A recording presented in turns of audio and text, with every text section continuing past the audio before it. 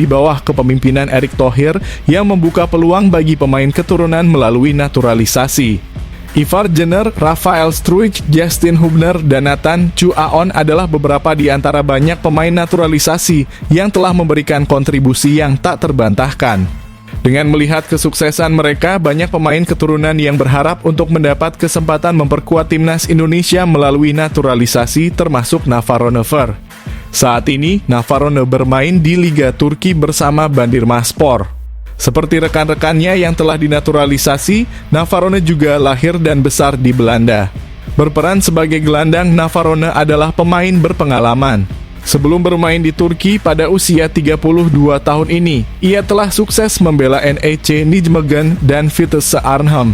Bersama NEC Nijmegen, Navarone turut serta dalam promosi klub ke Eredivisie pada tahun 2015.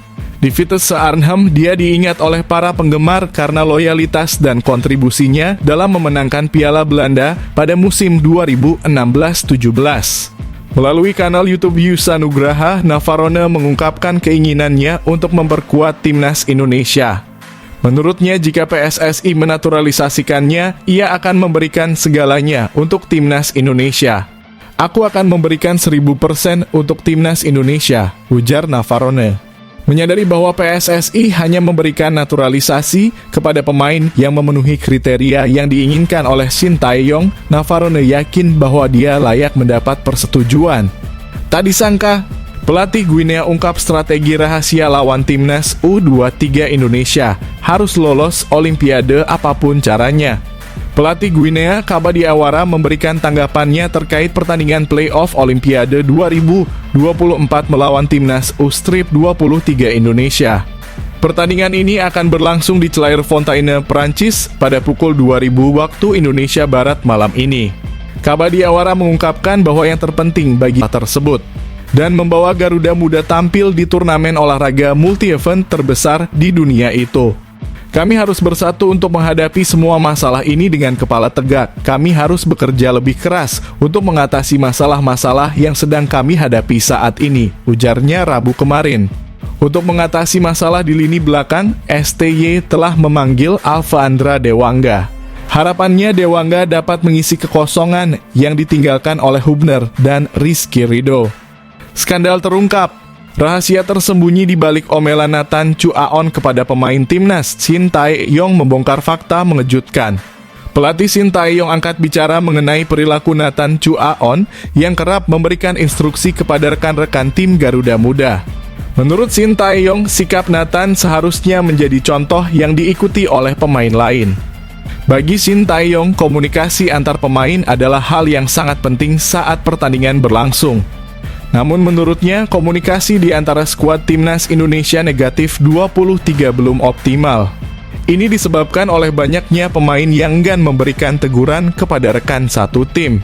Padahal menurut Shin Tae-yong, memberi teguran adalah hal yang biasa dalam sepak bola.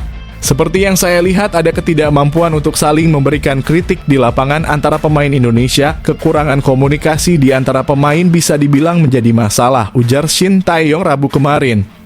Saya sudah meminta kepada semua pemain untuk saling memberi masukan. Namun banyak pemain yang merasa ragu-ragu. Mereka merasa tidak nyaman memberi teguran kepada rekan satu tim. Padahal komunikasi di lapangan adalah hal yang penting dan harus terus dilakukan, tegas STY. Shin Tae-yong berharap bahwa komunikasi antar pemain timnas Indonesia U23 akan terus membaik dari pertandingan ke pertandingan. Kita harus mengapresiasi pencapaian mereka yang berhasil mencapai semifinal Piala Asia U23 dan mendapatkan kesempatan untuk berlaga di babak playoff Olimpiade Paris 2024. Sekarang dukungan dari para pencinta sepak bola Indonesia sangat dibutuhkan agar timnas Indonesia U23 bisa meraih hasil positif malam ini. Misteri line-up timnas Indonesia U23 versus Guinea U23 tanpa Elkan Bagot dan Justin Hubner, apakah Nathan Chu Aon kembali mundur? Timnas Indonesia U23 akan berhadapan dengan Guinea U23 dalam playoff Olimpiade Paris 2024 di Clairefontaine, Prancis malam nanti. Indonesia U23 versus Guinea di playoff Olimpiade Paris 2024 malam ini live di RCTI.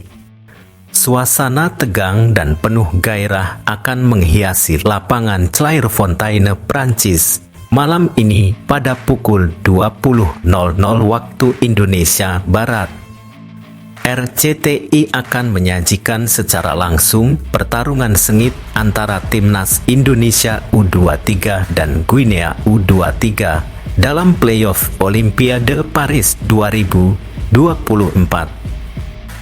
Timnas Indonesia U23 layak mendapat sorotan setelah berhasil mencapai tahap ini.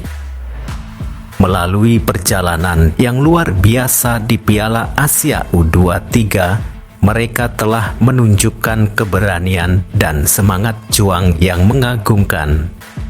Dengan mengalahkan sejumlah tim tangguh seperti Australia, Yordania, dan Korea Selatan, mereka telah membuktikan bahwa mereka adalah kekuatan yang patut diperhitungkan di panggung internasional. Namun, tantangan sebenarnya belum berakhir.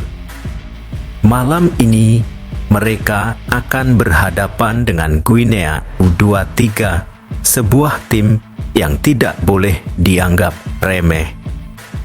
Di bawah asuhan Kaba Diawara, Guinea U23 telah menunjukkan keseriusannya dengan menghadirkan pemain-pemain berpengalaman dari level profesional di Eropa, termasuk nama-nama seperti Ilaix Moriba dan Aguibo Camara. Ini bukan hanya tentang pertandingan sepak bola biasa.